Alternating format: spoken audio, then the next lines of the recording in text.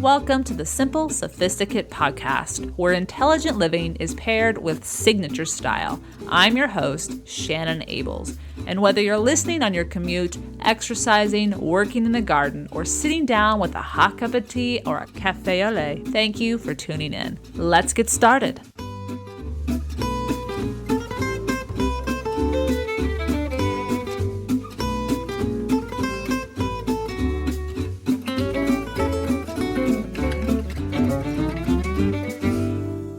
Welcome to the Simple Sophisticate and episode 210.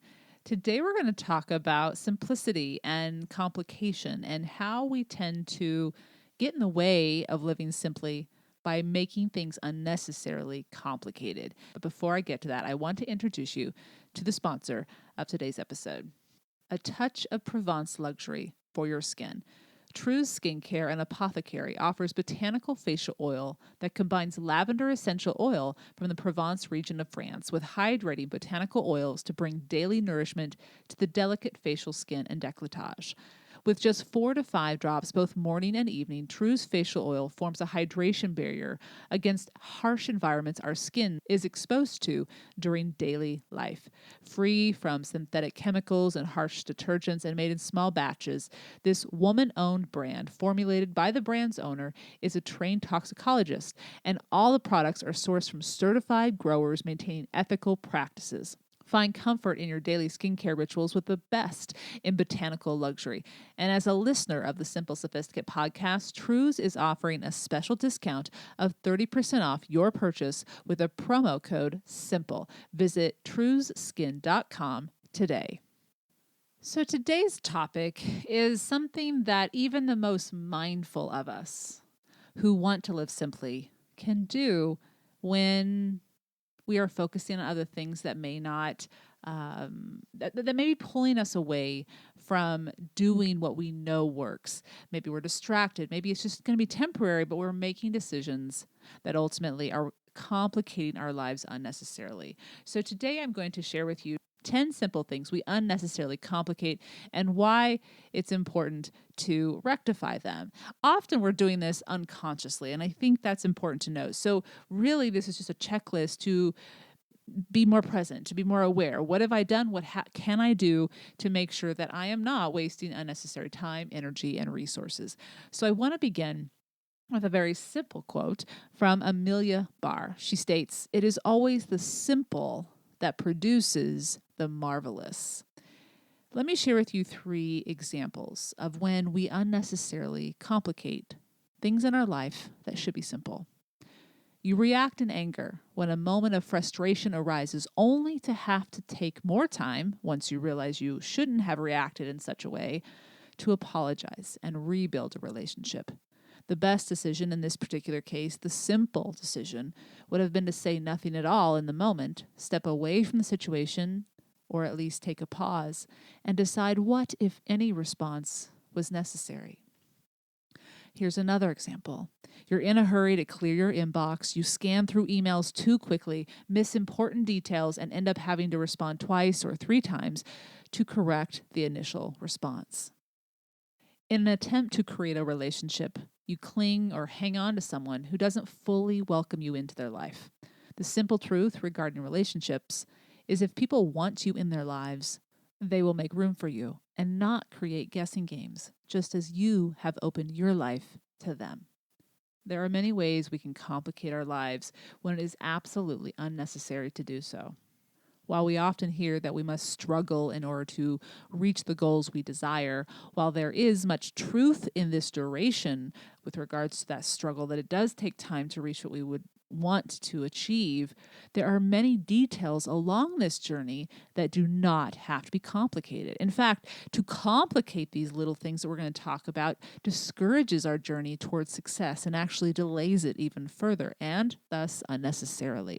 I was reminded that even though those who value simplicity in order to elevate our lives, which I would include myself in that, and I have a feeling I would include every single listener of this podcast in that, we can also make that mistake of creating complications where there need not be.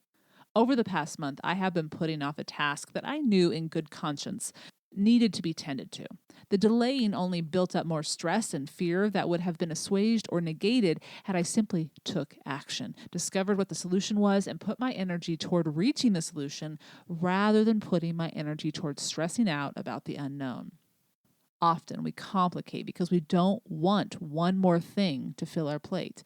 Now, initially, this is rational. This makes sense. We don't want to put more on our plate, so why would we want to then welcome this problem by addressing it and then having to do something about it? But the truth is, ironically, we are putting more than one thing on our plate when we delay, in my case, or procrastinate. We are at least putting two. Number one, the task that needs to be tended to, and number two, the worry that we expend wondering, what is it going to be? What am I going to learn? I don't know what the answer is. I don't know what the outcome is going to be. In other words, we accrue interest when we delay, when we stress, when we worry. That's going to be one of the things that's going to unnecessarily complicate our lives. And so many of these other things are doing the same thing. They're accruing interest and not, in this particular case, the good kind of interest.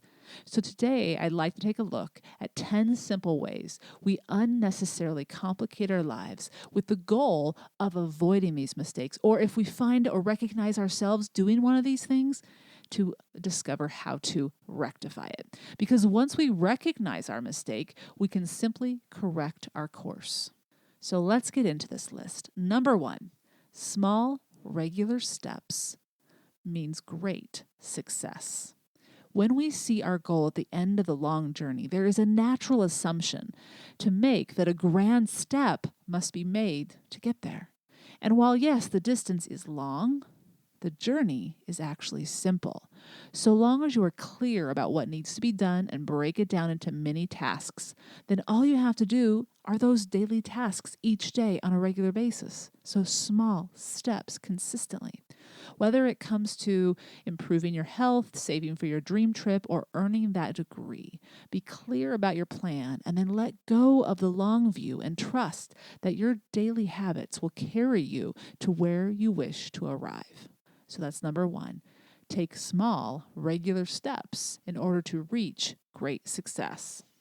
Number 2, contentment is in our control. I want to share a quote from a book I just recently finished from Mark and Angel Chernoff of Mark and Angel Hack Life. Their book is called Getting Back to Happy, and they state, "It's only when you add the infinite battles of yesterday and tomorrow that life gets overly complicated."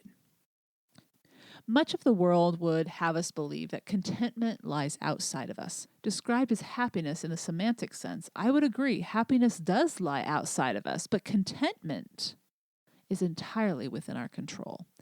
And it is through understanding how to cultivate contentment that we are more available to appreciate moments of happiness.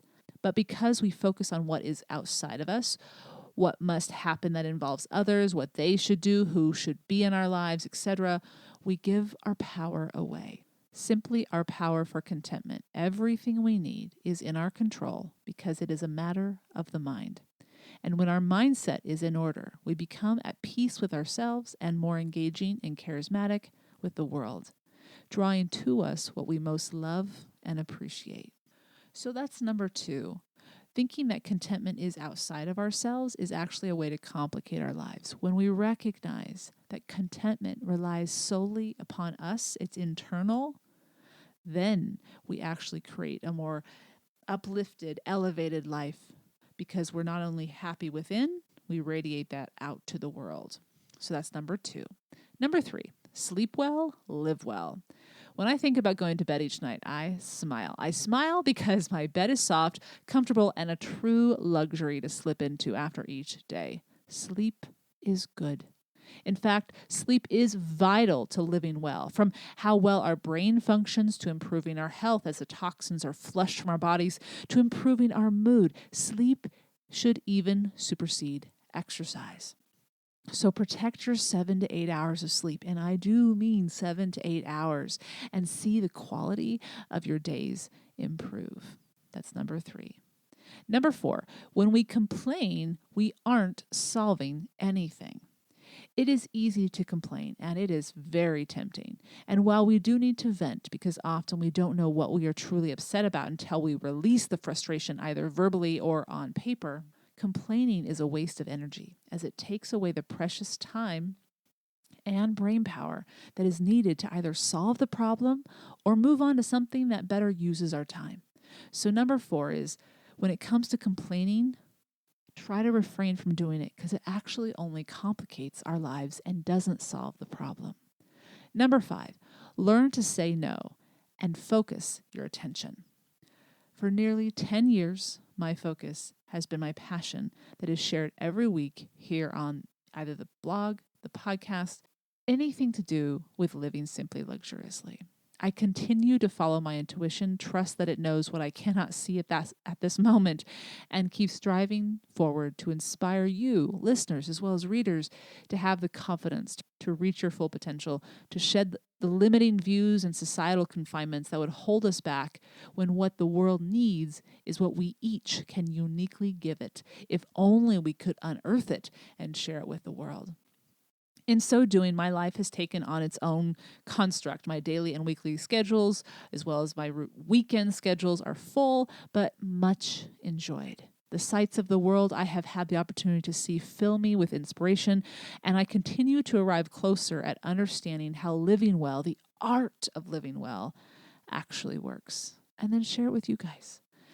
Because I know precisely why I am continuing to pursue this goal, saying no to things that aren't going to align with that is quite simple.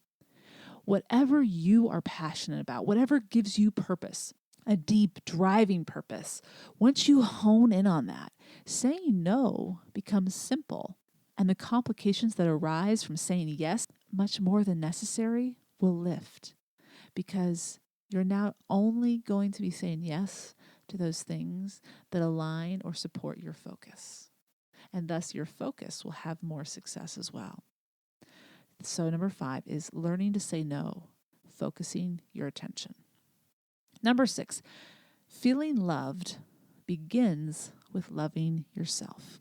The love stories depicted in cliched rom-coms or traditional fairy tales would have us accept the love we seek resides outside of ourselves. The truth is actually the reverse. As we flip this notion on its head, it sounds too simple, too on the nose to be true, but the truth is you have had the love you have been seeking all along. We cannot truly find someone to love us well if we do not know how to love ourselves. And in order to love ourselves, we must get to know ourselves. And when we show the world the self-respect we have for ourselves and thus the world, we attract to us those who appreciate who we are, and thus opportunities for quality and lasting loving relationships start to gravitate toward us. For many, the complicated part lies in understanding how to love ourselves, because doing so has been conveyed as being selfish. Once we see someone around us who exhibits self-love, we come to understand that self-love is a form of self-respect. And when we respect ourselves, we protect ourselves and strike a balance between what we can give to others and what we need to keep to give to ourselves, whether it is our time, our energy, or our patience. So that's number 6. Feeling loved begins with loving yourself. Number 7, reduce excess decision making.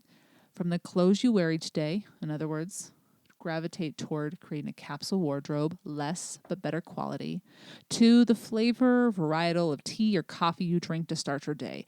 Once you know what works for you, and if it is a foundational decision that needs to be stable and dependable so that the other tasks that you tend to throughout your day will be successful, just stick with it.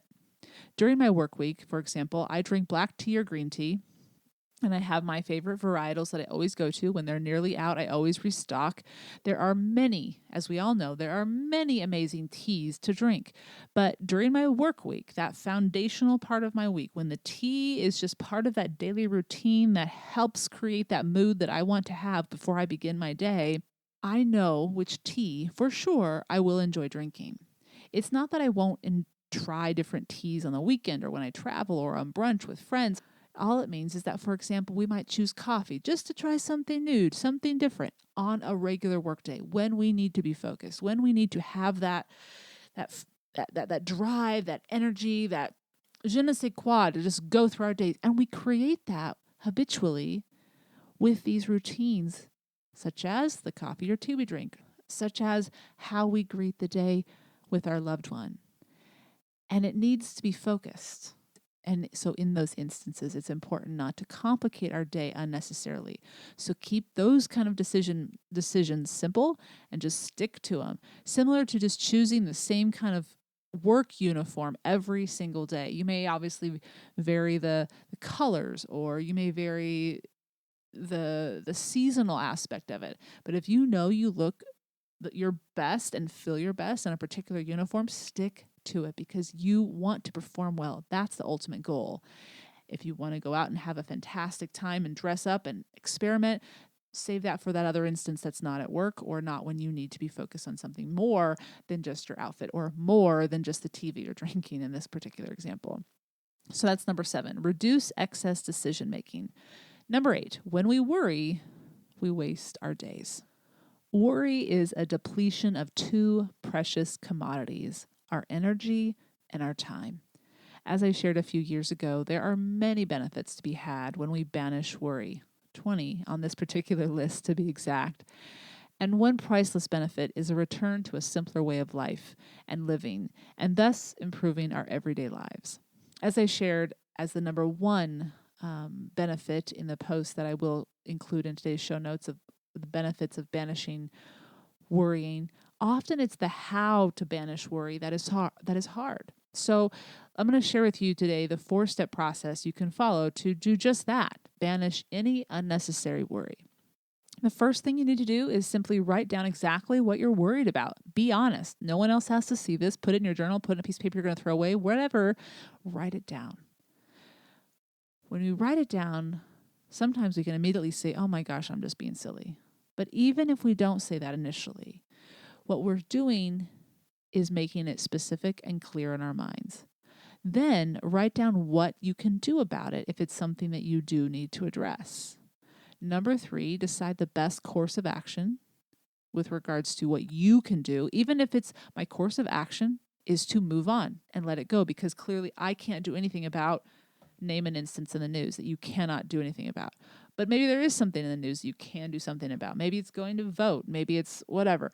And then once you've decided, you can then let it go, whether it is to take action and you've planned when you're going to take that action, or you know when you'll be able to do those multiple steps. And the 4th thing is simply start immediately to fulfill that course of action you've decided upon, even if it's just putting that action in a planner on that date. Then you can let go, and then you can move on, and you'll know that you've addressed it. In other words, action is the choice you want to take when you don't know what the outcome will be, rather than worrying. You save yourself time, you save yourself energy. So that's number 8. Number 9, tell the truth about what happened and who you truly are. One of my favorite quotes from Mark Twain is simply, if you tell the truth, you don't have to remember anything. He wrote that in one of his journals that was found in that he wrote in 1894. Now, on the surface level, as Twain points out, when we tell the truth, we don't have to remember which story to whom we told it. But on a deeper level, when we tell the truth about who we are and reveal to the world who we actually are, we do not draw to ourselves those who think we are someone else. In other words, not everyone will be drawn to us in our authentic state, but those who are individuals with whom we have a far greater chance of connecting with in such a way that has the opportunity to last, deepen, and lift each party involved to their fullest potential. So number 9 is simply tell the truth, literally, in your words, but also in who you share with the world. Why not share who you truly are? That's number 9. All right, last but not least, number 10, respond rather than react. As I shared in the introduction in one of the examples of unnecessary complication, when we react, our emotions have us by the throat. But when we respond, while it may take some more time, we are being thoughtful and inviting logic to join the conversation, so to eliminate having to make apologies later. The key to living simply throughout our everyday is to make sure where we can simplify, we are simplifying. Because when we reduce the complications that need not be in our lives, we open up vast, beautiful windows for the opportunities we seek to introduce themselves. I hope you've enjoyed today's topic. I think sometimes we think we're going and we're doing very well. And I have a feeling you are.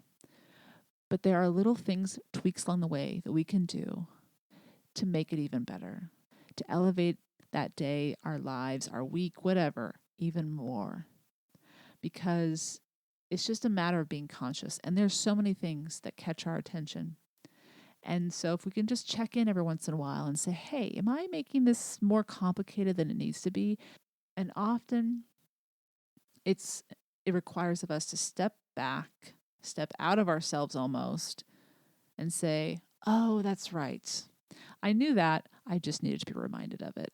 So feel free to visit the show notes. I've also included a handful of posts and episodes from the archives, one about mastering the complexity of simplicity, ironically, and also figuring out how to do this simplifying. How do we simplify our lives? And I don't mean with regards to the literal, like our schedules and our clothing. I mean in our minds as well.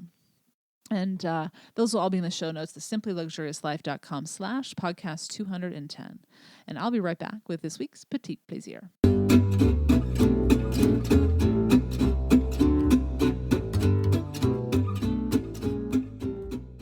Welcome back. This week's Petite Plaisir is a book I actually mentioned in this last week's This and That. It's a new book by bloggers Mark and Angel Chernoff, and they began their blog about 10 years ago called Mark and Angel Hack Life, and it is a site that millions of people visit each month, offering life advice specifically with regards to motivation and shifting from situations that we don't want, that we don't invite necessarily into our lives, but how to handle them in a constructive way. Their new book was just released last Tuesday, and it's called Getting Back to Happy. Change your thoughts, change your reality, and turn your trials into triumph. They were actually on the Today Show, on Megyn Kelly's portion of the Today Show earlier this week, and I had a chance to listen to it. And it's a 7-minute segment. If you have a chance, check it out. But to be honest, if you visited their blog, you know what you're going to get in this book. And it is organized in such a way to lead you to what I call contentment, but ultimately to happiness. So you have that contentment within, that peace of mind within, because you're figuring out how to be the master of your ship, to master your mind, to create those daily rituals. The entire first chapter is all about creating daily rituals. I love that chapter.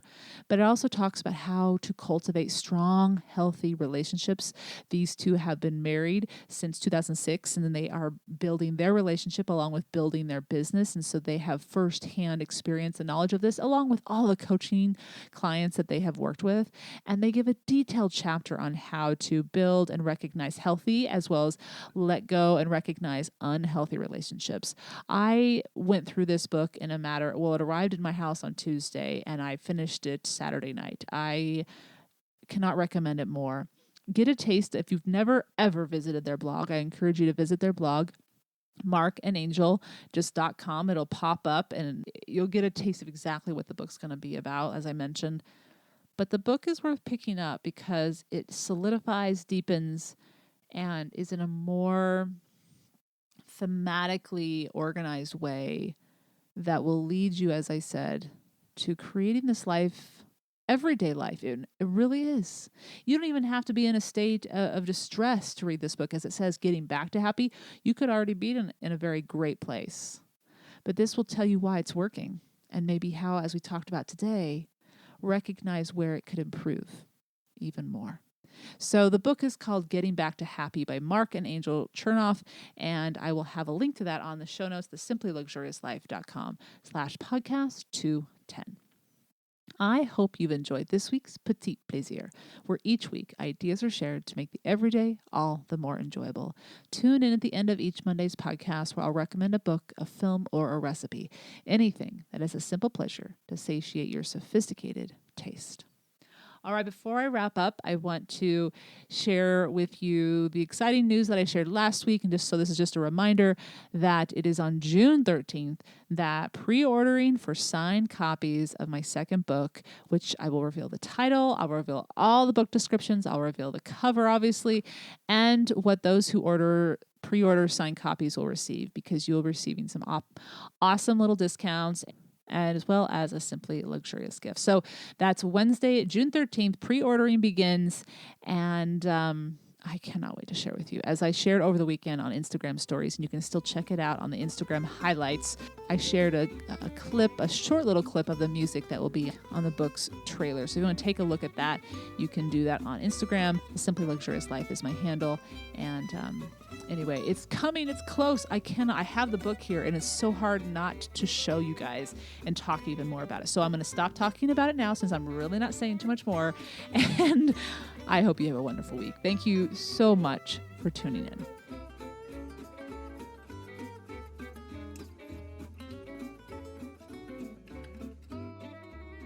Thank you for tuning in to the Simple Sophisticate podcast, where intelligent living is paired with signature style. For more ideas and inspiration throughout the week, stop by the blog, thesimplyluxuriouslife.com, or pick up the book, Choosing the Simply Luxurious Life, A Modern Woman's Guide, now available in paperback as well as ebook and audio versions, which are available on Audible, iTunes, and Amazon. And to receive exclusive news as well as an extra dose of inspiration to jumpstart your weekend, subscribe to the Simply Luxurious Life's weekly newsletter, which arrives in your inbox each Friday to enjoy with a hot cup of tea or a morning cup of coffee. Until next Monday, I'm your host, Shannon Ables. Bonne journée.